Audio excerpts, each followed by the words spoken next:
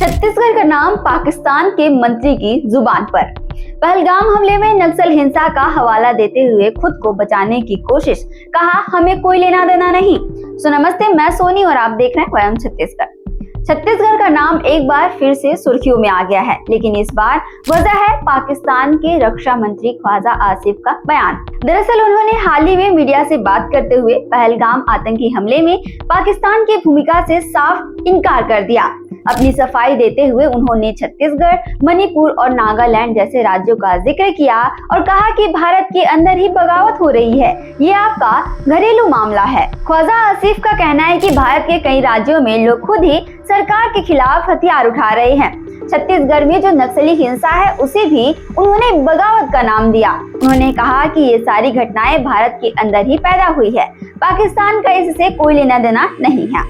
ख्वाजा आसिफ ने यह भी कहा कि हिंदुस्तान में एक हिंदुत्ववादी सरकार है जो अल्पसंख्यकों का शोषण कर रही है, जिसकी वजह से ये विरोध बढ़ रहा है। उन्होंने दावा किया कि पाकिस्तान आतंकवाद का समर्थन नहीं करता, बल्कि वो खुद इसके चलते बहुत भुगत चुका है। लेकिन सवाल उठता है कि अगर पाकिस्तान आतंक को सपोर्ट नहीं करता तो पिछले 30 सालों में आतंकियों को ट्रेनिंग देने की बात खुद ख्वाजा आसिफ ने क्यों कबूली? दरअसल कुछ दिन पहले ब्रिटिश मीडिया से बातचीत में ख्वाजा आसिफ ने माना कि पाकिस्तान ने अमेरिका और पश्चिमी देशों के इशारों पर आतंकियों को तैयार किया था।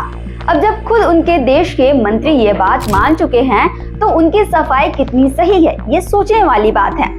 22 अप्रैल को कश्मीर के पहलगाम में हुए हमले में छत्तीसगढ़ के रायपुर से दिनेश नाम के बिजनेसमैन की जान चली गई। आतंकियों ने उनकी बेटी, पत्नी और बेटे के सामने ही गोली मार दी। इस हमले से छत्तीसगढ़ के लोगों को भी गहरे दुख और आक्रोशित कर दिया। ख्वाजा आसिफ पाकिस्तान मुस्लिम लीग के सीनियर नेता हैं। वो पहले भी रक्षा मंत्री, जल और बिजली मंत्री जैसे बड़े पदों पर रह चुके हैं, लेकिन अब उनके बयानों को लेकर पाकिस्तान ही नहीं पूरी दुनिया में सवाल उठ रहे हैं। पाकिस्तान खुद कब तक अपनी गलतियों पर पर्दा डालता रहेगा और भारत के राज्यों का नाम लेकर खुद को निर्दोष साबित करने की कोशिश करता रहेगा?